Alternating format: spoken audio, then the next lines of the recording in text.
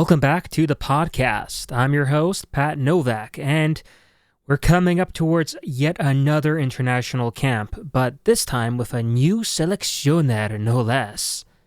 Not to mention, the transfer window has come to a close, and it's seen quite a number of interesting and big moves made by Polish players, especially those to the Ekstraklasa. So, without further ado, let's get into it.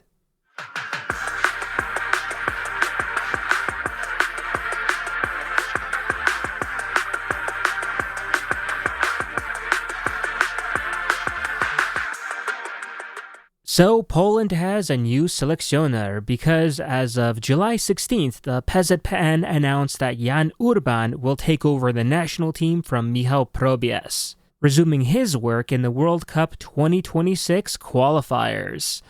And honestly, this appointment is an interesting one. Let's start with the basics first. Urban is 62, and back in his playing days, he was a striker with Górnik Zabrze, where he won 3 league titles in the 80s. He also had a big spell at Osasuna in Spain, and that's where he even scored a famous hat-trick against Real Madrid at the Bernabeu. For the Polish national team, he himself picked up 57 caps and played at the 1986 World Cup. But, that's enough about his playing career. What of course really matters now is what he's done as a coach. Now, Urban's managerial career has been a bit of a roller coaster. He started out coaching in Spain with Osasuna's youth teams, then moved back to Poland and took over Legia Warsaw in 2007. In that first spell, he won the Puchar Polski and the Super Puchar Polski, and he even went on to work as an assistant to Leo Benhacker during the Euro 2008. Later on, he had shorter stints with Polonia Bytom and Zagłębie Lubin, before eventually again returning to Legia for a second run, which was probably the peak of his career, as in 2013 he won the league and the cup double with Legia and was named Polish Coach of the Year. Of course, Legia had a pretty stacked team at the time, but yeah. He also spent some time back in Spain managing Osasuna, but unfortunately that was a massive failure, with him being sacked after 4 straight losses. And that was in the second Spanish tier as well. He then came back to Poland again for jobs at Lech Poznan, where he picked up a Super Puchar Polski and Śląsk Wrocław. Most recently, he's been with Górnik Zabrze, where he's had 2 spells, both one after another, and both times he was sacked and allegedly had conflict with Lukas Podolski, and we all know just how much say Podolski has at Górnik, so yeah. If you look at his overall record, he's not really a serial winner by any stretch of the imagination, but, he's had somewhat of a steady success wherever he's gone, so there's at least that.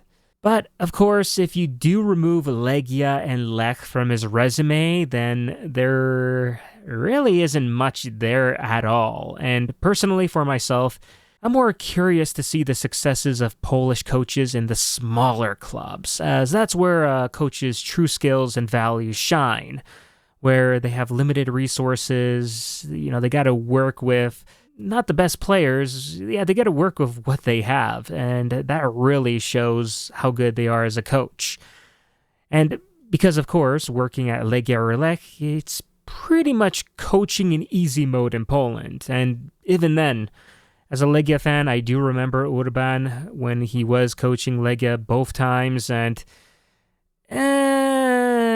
he was okay. Like I said, Legia had stacked squads at the time, so it wasn't really anything, it wasn't anything too special to really win cups at the time with those Legia squads. But now let's talk about tactics. And Urban's go-to setup is the 4-2-3-1. And that's the thing about him, he's flexible. He's also used the 4-3-3 or even a 3-4-2-1 when needed, and That's the key point about him, is that he likes his teams to play safe, but he isn't afraid to also give young players a chance. And himself, he's quite adaptable to different situations that arrive on the pitch. And that adaptability could, well, yeah, could really be useful for the national team. It has both aging stars and a newer generation coming through, and going to be talking about some of that newer generation that has been called up for the September camp. But yeah, is Jan Urban the right fit for Poland right now? And that's a big question.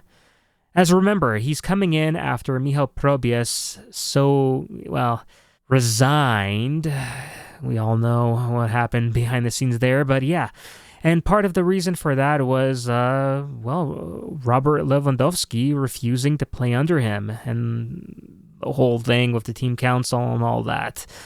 So, Urban's first big job, isn't just about tactics as the selekcjoner, it's also about man management.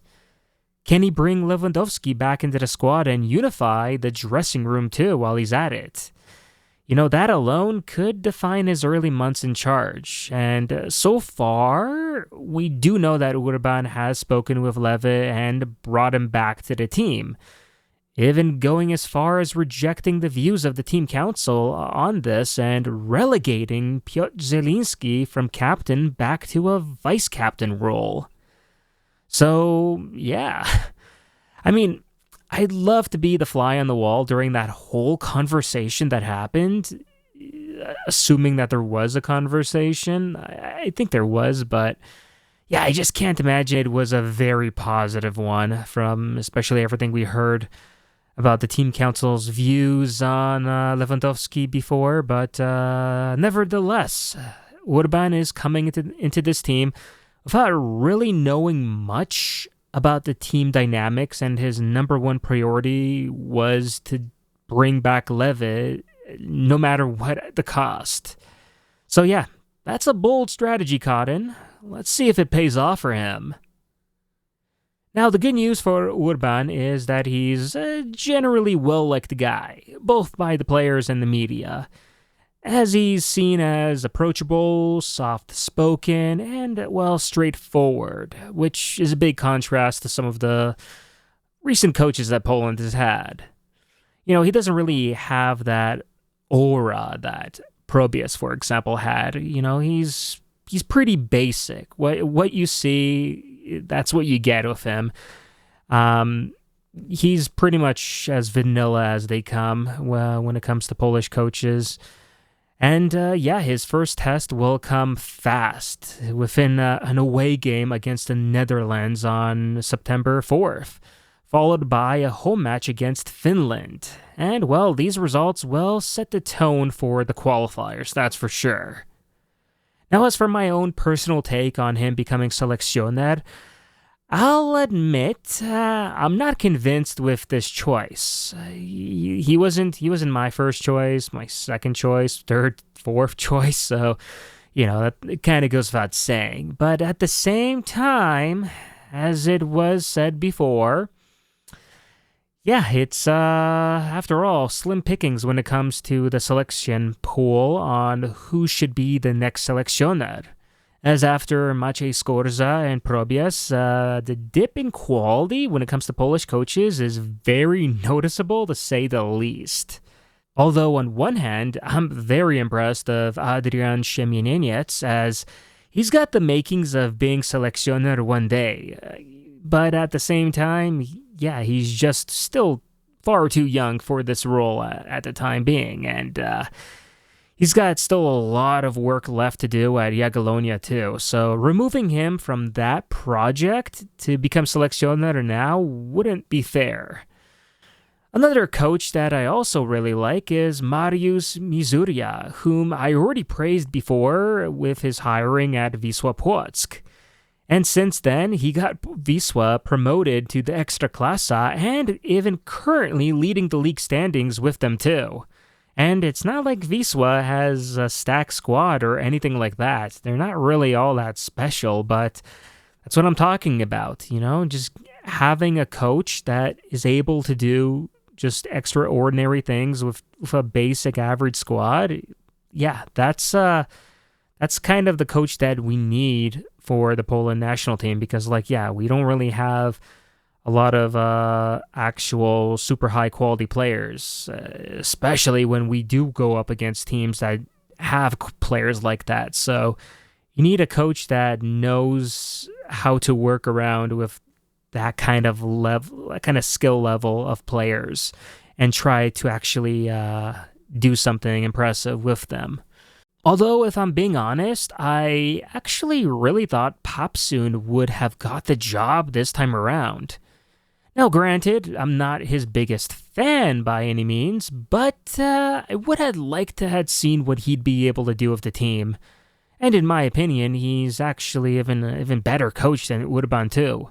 You know, just seeing what Popsoon did with Raków, just taking them from the very low divisions in Poland and bringing him to the top, to the Ekstraklasa, and winning the championship and everything. Like, yeah, you know, sure, Raków brought in some decent players and all that, but of course, as we saw later with Svagara, Popsoon's assistant coach, taking over and just not really doing all too well, and then needing Popsoon to come back to Raków and bring Raków back up to snuff is just says a lot about Popsoon as a coach. And yeah, it would have been interesting to see him with the national team. But yeah, hey, I get it. Urban, despite being seen as by some as well a softie, was always a safe choice. You know, just like his coaching style. So, you know, not everyone would had probably been happy to see Popsoon become the national team coach, the selekcjoner. So with Urban, it's like kind of whatever.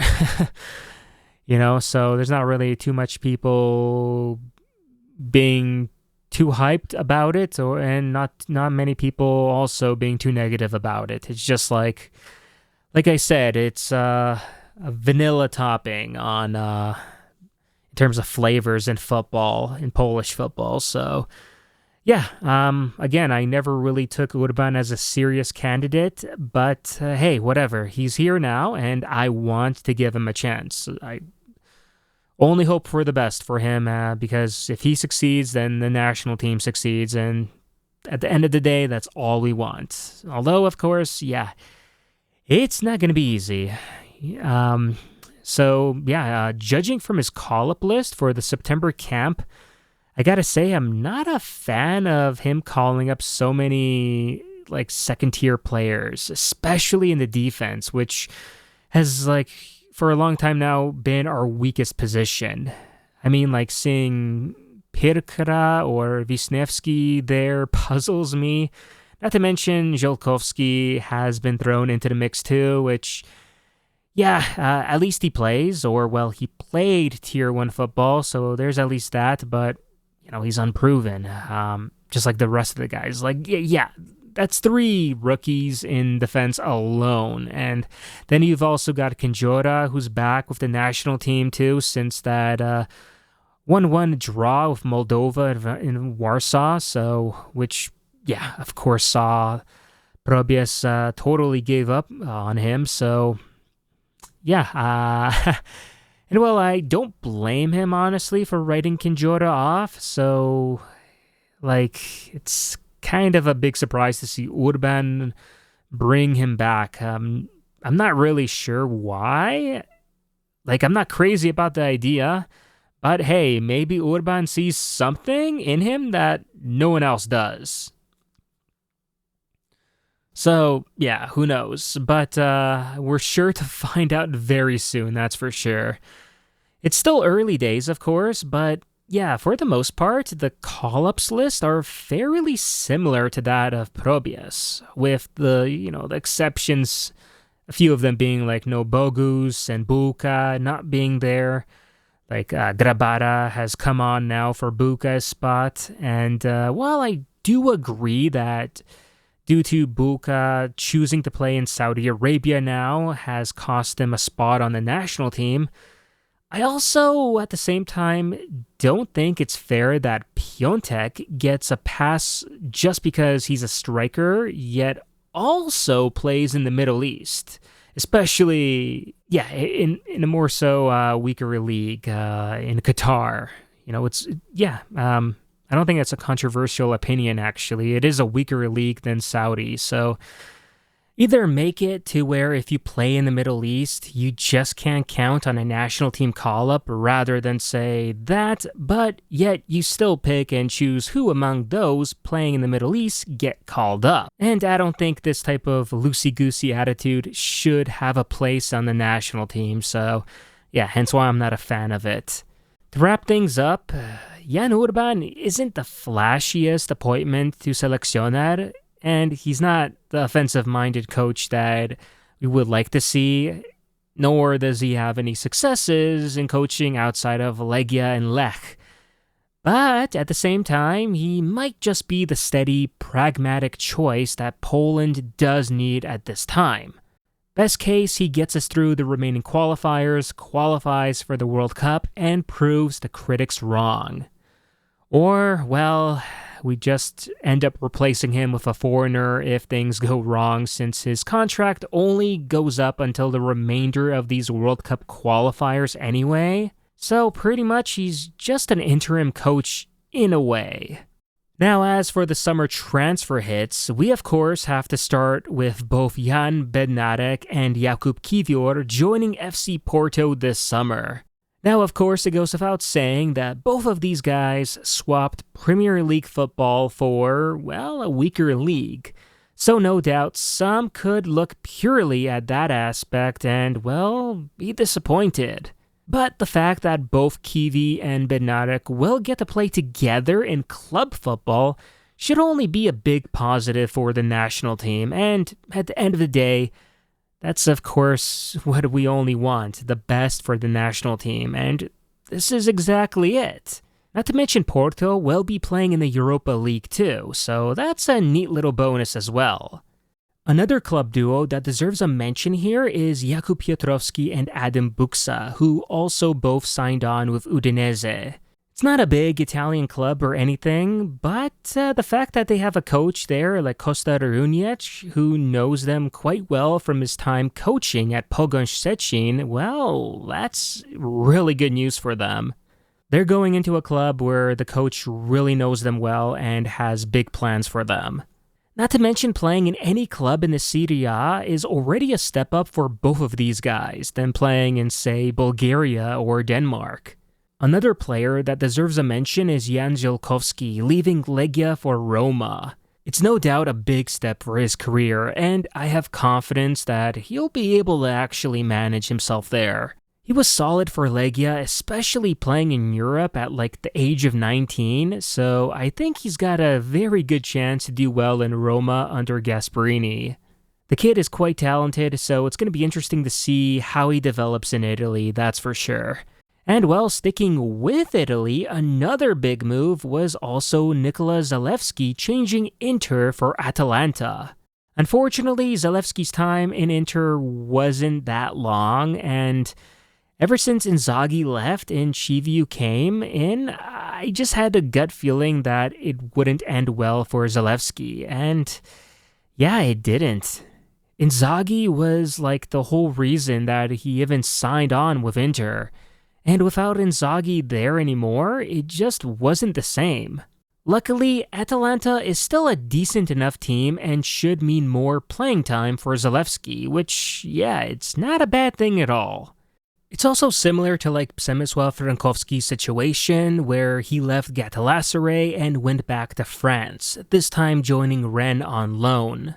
It's a league he knows and played really well into. His time in Turkey, it wasn't anything to write home about, so hopefully this transfer to France benefits both him and the national team. Finally, I'd say the biggest moves that the Ekstraklasa and the Polish national team have seen this summer is the arrival of Kamil Piątkowski and Kacper Urbański to Legia Warsaw.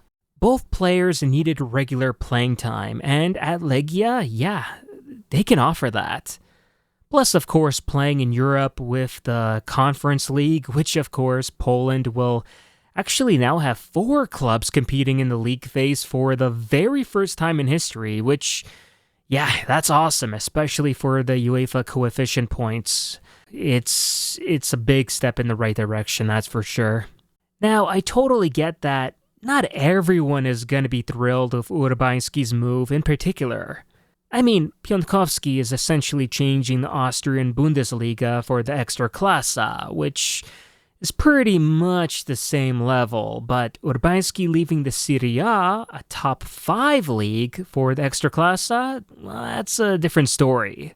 However, as I've stated in previous podcasts, the kid has been going through a rather rough spell lately, to the point where the guy who discovered him, Probius, was not happy enough with what he saw in him to even give Urbański minutes, like within the March qualifiers.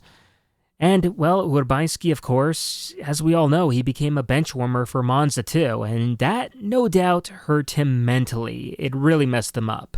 Regardless, the kid clearly has a lot of talent, and he just needs a good environment to get back into form.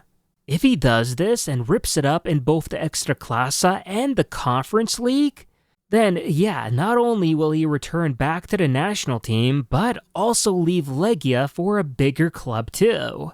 Thus resulting in both parties being happy with him going to a bigger club and Legia getting, quite a good number of cash for him. So for his specific situation, I'd say, looking at it on paper, it's a very good move, and one in general for the Ekstraklasa, as this summer has been a busy and exciting transfer window for the Ekstraklasa too, especially with players like Mateusz Klich coming back to Cracovia or Sam Greenwood signing with Pogoń Szczecin. And if this is only a taste of what's to come in future seasons in the Ekstraklasa, then I'm all for it. Anyway, that will be a wrap for this pod. We've got a big match against the Netherlands to look forward to, and then later this week, a return leg with Finland.